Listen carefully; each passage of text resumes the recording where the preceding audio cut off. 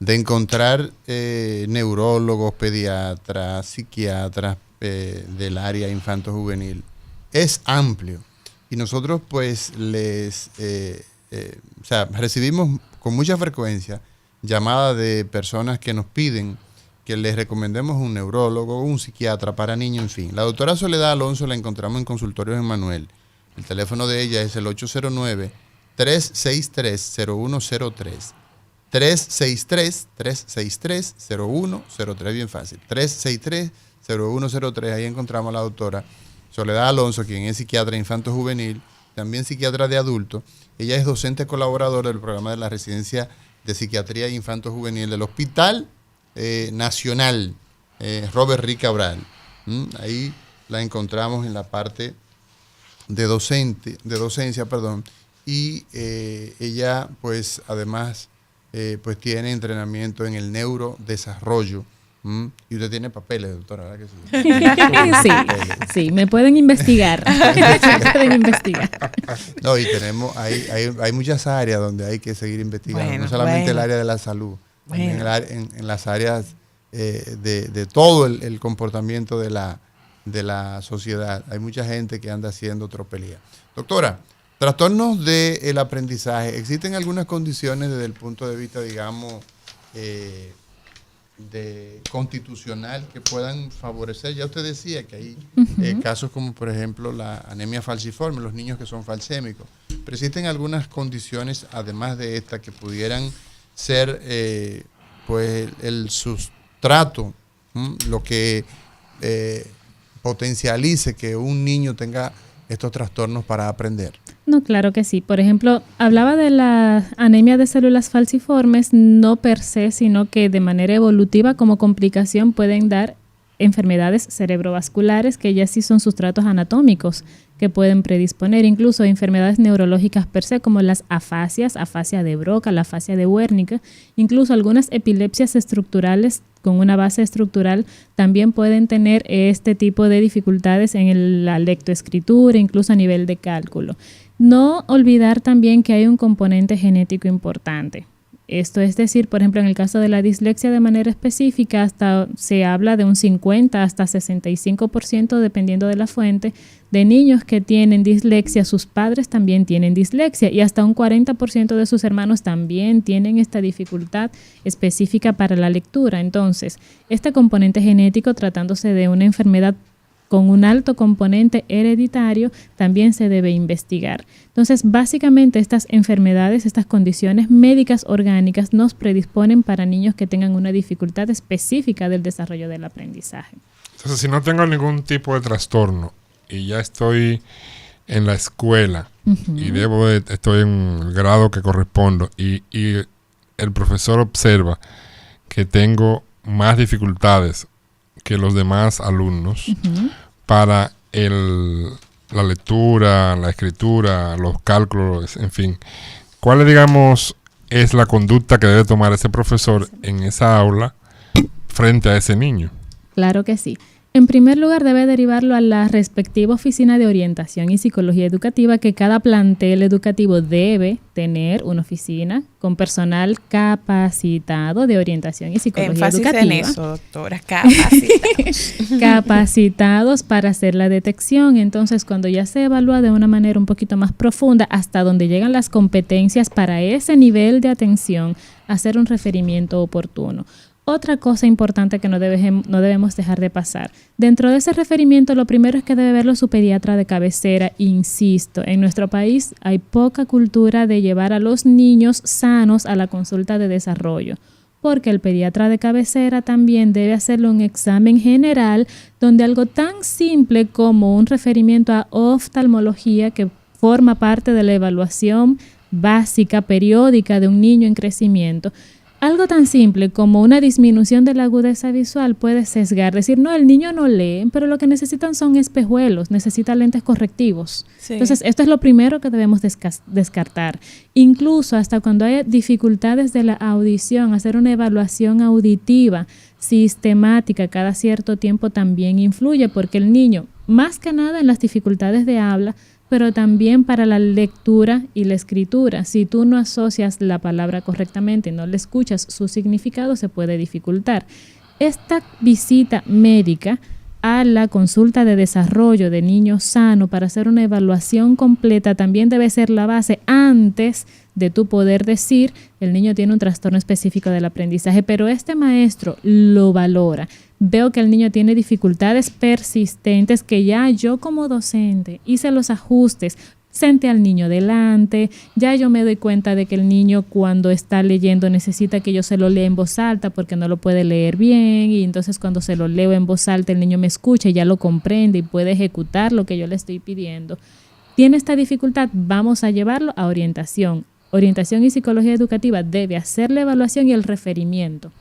Incluso también, mientras tanto, ir haciendo las adaptaciones con los docentes, que los docentes deben responder estas adaptaciones, pero no todos los docentes quieren tener en sus aulas. Lo que dicen es, el niño me está dando problemas, yo tengo un aula con 50 estudiantes y yo no puedo dedicarle el tiempo a un solo estudiante de que para que me aprenda mejor. También necesitamos colaboración de los docentes en este sentido. En ese punto, doctora, me gustaría que pudiéramos hablar del impacto psicológico en estos niños, porque muchas veces la falta de un diagnóstico lo que hace es que no haya comprensión por parte del docente, que no tenga esa paciencia para poder percibir que el niño lo que está teniendo es una dificultad por un trastorno, no porque por falta de esfuerzo o por falta de capacidad. Entonces, en casa también, porque muchos papás a la antigua todavía, sientan al niño, el niño no comprende, le dan un correazo o le dicen, mira, no estás poniendo de tu parte, y eso entonces deriva probablemente en otros problemas. Háblenos un poco sobre esto, el impacto psicológico. Precisamente, cuando el niño se esfuerza, toda persona, todo ser humano, incluyendo nosotros los adultos, nos esforzamos y vemos que no logramos el resultado y el medio nos sigue exigiendo, nos sentimos mal. Sí, claro. En buen dominicano, en el sentido más sencillo de la palabra. Más allá de sentirse mal, sí, nos predispone y predispone al niño a que tenga trastornos de ansiedad, trastorno depresivo, incluso trastornos de conducta.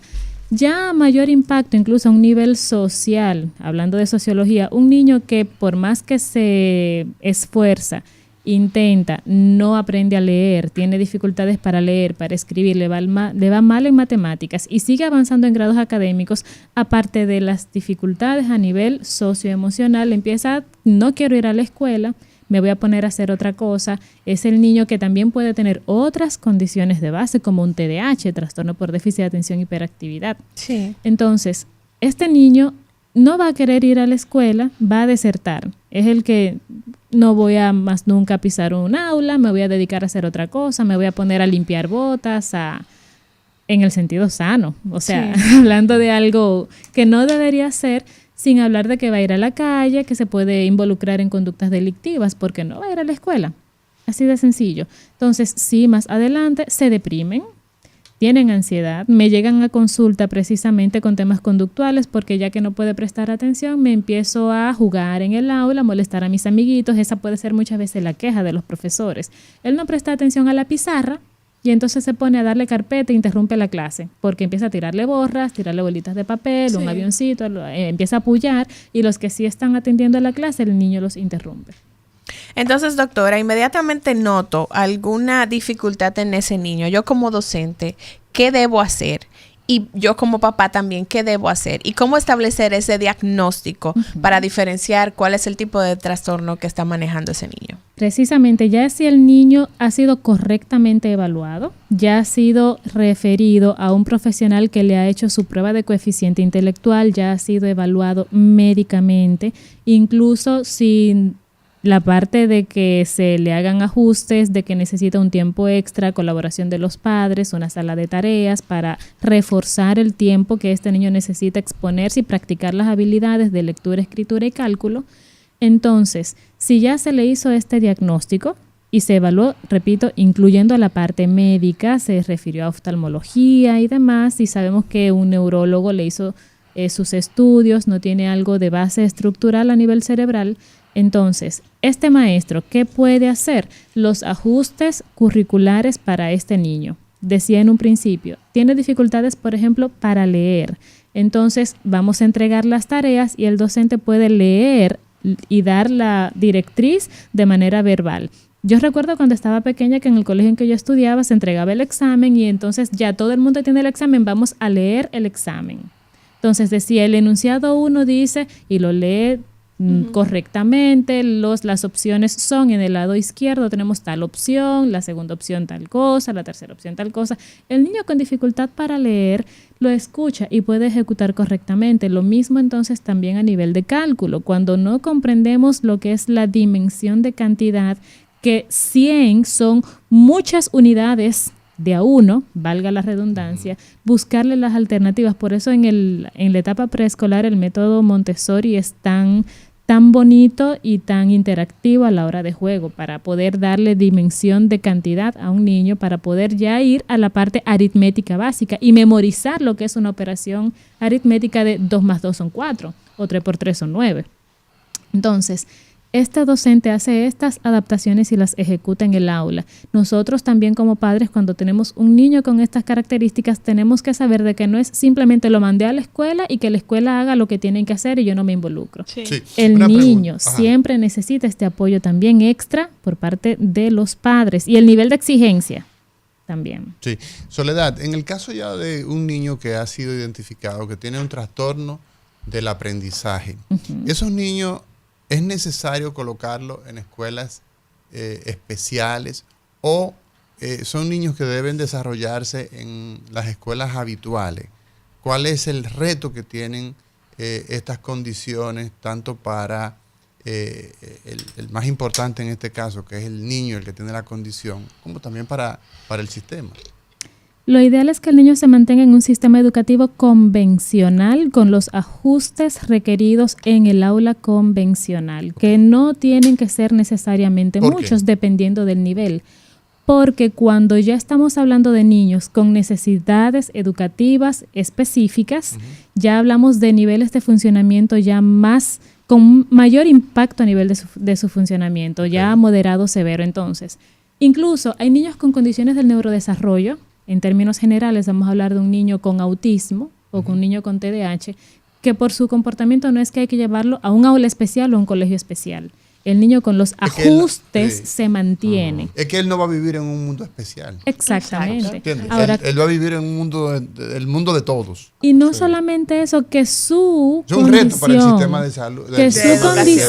que su condición no significa que tiene que estar con un niño con un nivel de funcionamiento de mayor impacto. Lo que puede hacer más bien es retrasarse. Sí. Porque en ese lugar vamos a ver niños que tienen dificultades conductuales mayores, Y menores. que no es lo que él necesita un refuerzo educativo. Recordamos, el niño que tiene un trastorno específico del desarrollo del aprendizaje tiene su cognición conservada, su nivel de inteligencia conservado, no tiene otra condición médica. Entonces vamos a poner un niño brillante que tiene una dificultad específica a nivel de cálculo y nos lo vamos a poner con un niño con un autismo de nivel de funcionamiento 3, moderado o profundo, y que tiene conducta autolesiva eventualmente, que tiene escaso control de esfínteres. ¿Cómo se va a sentir este niño con una cognición conservada, inteligente, compartiendo su aula de manera cotidiana con un niño con este tipo de comportamientos? ¿Cómo se va a sentir? Sí. ¿Me están igualando el nivel de El sistema funcionamiento? educativo nuestro, doctor, en términos generales, ¿cuáles son digamos que los abordajes que hace con este tipo de condición nuestro sistema educativo? ¿Sabe nuestro sistema educativo que existe trastorno del aprendizaje? Sí, es una pregunta que yo me hago porque sistemáticamente todos los años estamos diciendo no, que nuestros estudiantes, que el rendimiento, que nos va mal en las pruebas internacionales, en fin. Pero luego no veo como una acción correctiva de esa situación. Es posible que usted acaba de decir. A nivel mundial se estima que el 10% de los niños en edad escolar tienen un trastorno de aprendizaje. Entonces, estamos hablando, si el sistema escolar público tiene 2,5 millones de estudiantes, ahí debe haber entonces mínimo 250,000 estudiantes que tienen un trastorno del aprendizaje. Como problema, ¿qué se está haciendo con eso? ¿Sabemos? ¿Qué se está haciendo? Bueno, esa es una pregunta que dejaré abierta. Ojalá que alguien de nuestros sistemas pudiera ofrecernos esa respuesta. Tengo entendido que sí hay pasos que se están dando poco a poco, pero no tengo la autoridad para hablar de eso en este medio, en este momento.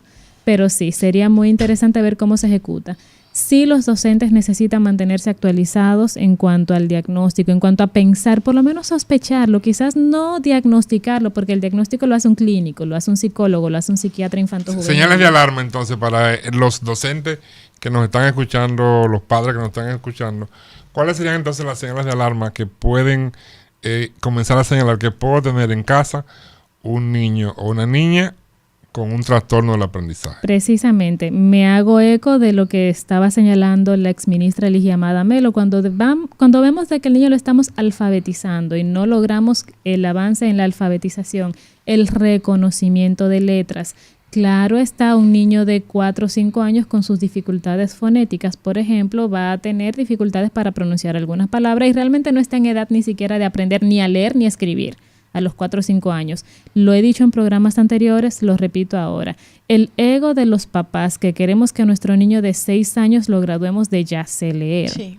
Entonces, no es lo que corresponde a su etapa del desarrollo. Si lo estimulamos, claro está, tenemos que sentar las bases para la lectoescritura, pero es de una manera más sutil, pero no es lo que corresponde. Realmente el trabajo de lectoescritura ya con la base sentada se empieza a trabajar de manera específica a partir de los 6 años en la etapa escolar a partir de primer grado.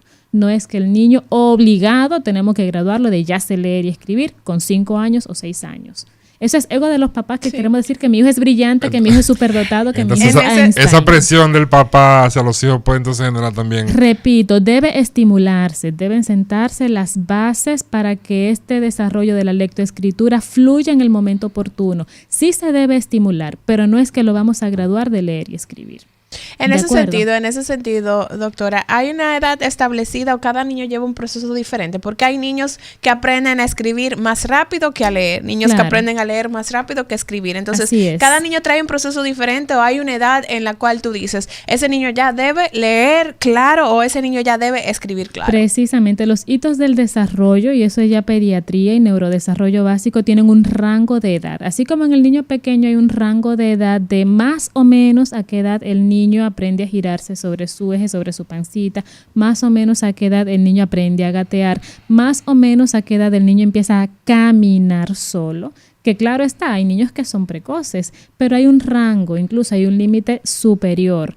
Y hay niños que incluso la edad corregida por debajo de los 3 años, eso es bueno tomarlo en cuenta, no es lo mismo el niño que nace a término que el niño que nace prematuro o pretérmino.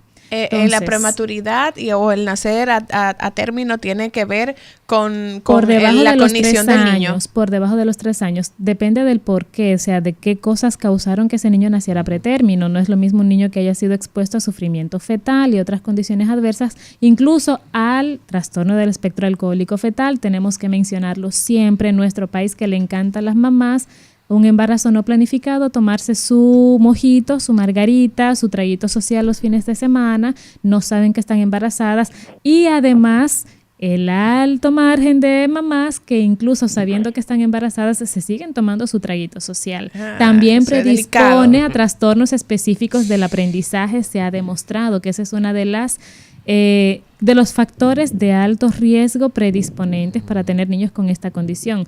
Todo esto hay que tomarlo en cuenta. Entonces, sí, cuando hablamos de un niño con este tipo de características, tenemos que hacer toda esta evaluación y hacer los ajustes. Bien, vamos a darle chance a la gente, 809-682-9850 y la línea internacional 833-380-0062. Buenos días, bienvenido a Cátedra Médica. Sí, gracias. Bueno, pegué por la línea internacional hoy. Adelante, Albert. Buenos días. A Mauri, no espere ningún indocumentado sentarse ahí. Puede ir a cualquier otra plataforma, pero ahí no. Aquí no. No vaya a pasar vergüenza, no le busque problema, no se busque un problema con sentarse ahí. Una cosa, querida doctora, mi pregunta va a enfocar en las dos poblaciones, tanto en la población que no estudió, entre paréntesis bruta, que no es bruta nada, y en la que sí va a planteles académicos. Por ejemplo, yo soy de lo que digo que ningún ser humano, por hecho de ser humano, es bruto. Ya tiene la habilidad para ser creativo según la necesidad, pienso yo, no sé. Le hago la pregunta porque cuando yo, mi experiencia que tuve en el campo de la salud, en la región fronteriza, en la región dominico-haitiana, en aquellos años del cólera, pues yo tenía la oportunidad de ver y participar y supervisar el mercado binacional. En esa población me encontré tanto con dominicanos como haitianos que dominaban uno el español y otro el creol, y nadie lo engañaba desde el punto de vista de negocio. Es decir, no dominaban la matemática per se, académicamente, pero nadie lo engañaba. Entonces, pero hablaban dos idiomas también, nunca fueron a una escuela. Entonces, mi pregunta en ese sentido, ¿tiene la persona la habilidad de aprender espontáneamente cosas para ser progresista en la vida, seguir una escuela? Esa es una. Y la que creo que sí. Y la otra es, la población que va a la escuela, ¿hay algún fallo, a propósito de los bajos índices de aprendizaje de la República Dominicana, hay algún fallo en el método que se nos enseña para ser crítico, para discernir cuando se nos da una clase? O sea, está la lectura expresiva, que cuando nos expresamos, y está la comprensiva, cuando entendemos lo que leemos. ¿Hay alguna falla en el método que se nos impone, que se nos enseña, aún siendo personas con habilidades, pero no entendemos lo que estamos haciendo? ¿Hay algún problema en el método? Lo escucho en el aire. Muchísimas gracias, Albert. Buenos días, Cátedra Médica. Buenos días. Buenos días. Adelante. Francisco Pérez Parra, desde Santiago. Gracias por la oportunidad. Saludos especiales a Adelante, Francisco. Gracias. Felicitar a la doctora. Veo que está actualizada en cuanto al tema. Uh-huh. Realmente, en nuestro sistema educativo dominicano hay muchas falencias, muchas fallas. Decir, por ejemplo, somos parte de aquí la Regional de Educación de Santiago 08, y podemos decir que se están dando pininos avances en cuanto a la inclusión de estudiantes con necesidades específicas educativas, las denominadas NEAE. Y aquí en Santiago, en la Regional, que incluye la provincia completa, tenemos aulas específicas de apoyo. Entonces, se están insertando esos estudiantes, por ejemplo, con TEA y otras discapacidades o condiciones. Y ella decía algo, quiero especificar algo que ella decía. Los estudiantes, por ejemplo, con TEA, que tienen, por ejemplo, nivel 3 y 4, sí se ponen en escuelas de educación especial. Y aquí en Santiago tenemos una escuela de educación especial del ministerio. Sí, claro, que se inauguró hace apenas unos 3 años, uh-huh, en el distrito 04 de aquí de Santiago. Bueno. Y también tenemos una que es la tradicional, que es la que está en una fuente, que es parte privada y parte público, que es un emblema de Santiago. Bueno, gracias. Muchas gracias. A su orden siempre. Bien. Buenas, adelante, Cátedra Médica. Sí, buenos días, Mauri, ¿cómo estás? Te habla tu compueblana María. Hola María, ¿cómo estás? Tú sabes lo que me está preocupando mucho. Cuéntame. Que yo venía del mercado a las 10:30 de la mañana y están saliendo como los niños que están cogiendo examen en la escuela y en los colegios. Uh-huh. Son unos niños de 12 años y fumando juca, vienen con su cosa en la mano. Ya, ahí hay tema para los padres.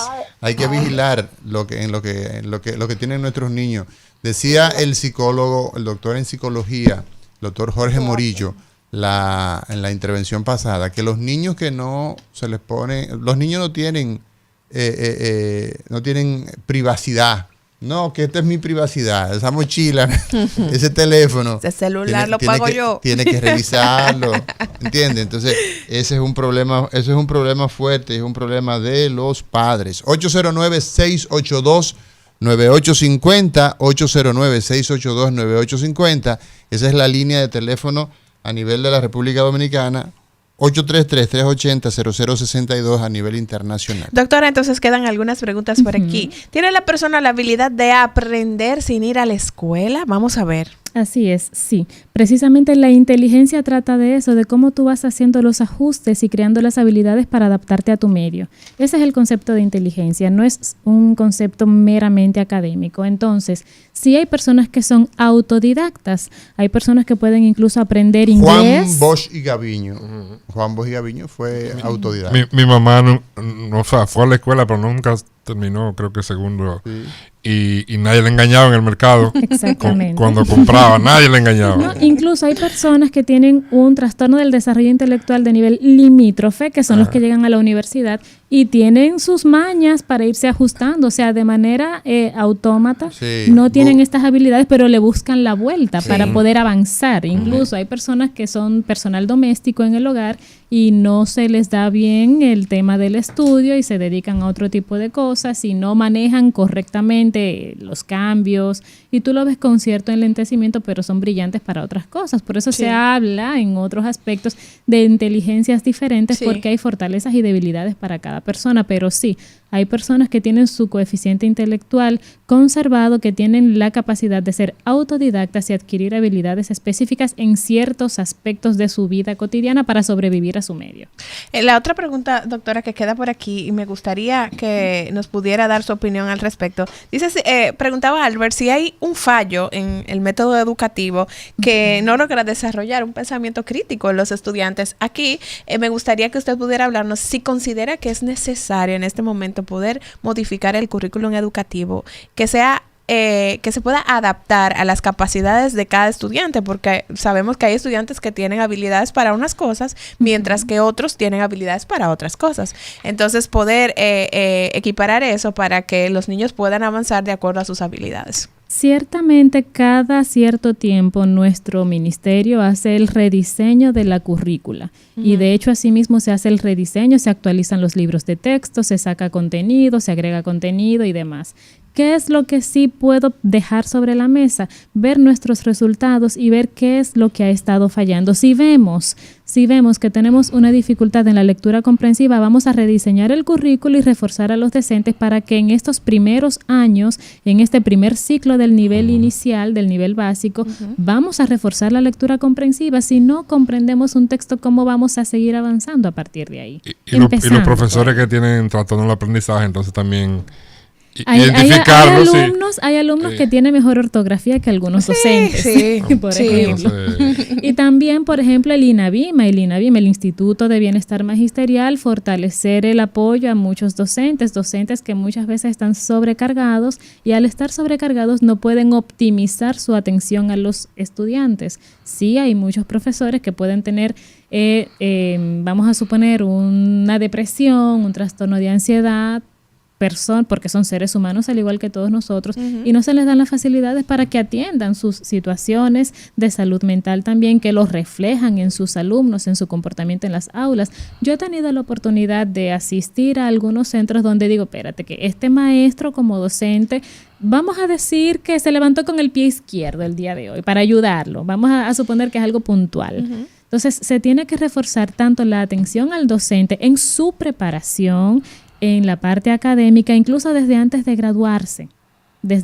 graduarse como maestro en el magisterio, y también sus competencias, esta evaluación que se le hace a los docentes para entrar a concurso del MINERD, para asignarlos a puestos de trabajo y mantenerlos actualizados. Bueno, señores, la verdad es que hablar de estos temas sobre el trastorno o los trastornos en el aprendizaje siempre son oportunos, siempre son necesarios, y tenemos una amplia gama de dificultades con nuestros niños, con nuestros estudiantes, y vemos que cuando esto no se identifica oportunamente, adecuadamente, pues eso migra en las personas que siguen estudiando, porque es el caso cuando se llega a la universidad, es esa persona que tiene el interés o tiene o es empujado por los familiares para seguir avanzando, y entonces esto hay que tratarlo de manera oportuna. Gracias, doctora Soledad Alonso, por estar con nosotros en Cátedra Médica. Recordarle que la doctora Soledad Alonso la encontramos en los consultorios en Manuel, en el teléfono 809-363-0103. Ahí encontramos a la doctora psiquiatra infanto-juvenil, la doctora Soledad Alonso. Gracias por estar con nosotros. Mañana será otro día en Cátedra Médica, señores. No le cambie. Por ahí viene al mediodía con Mariotti y compañía.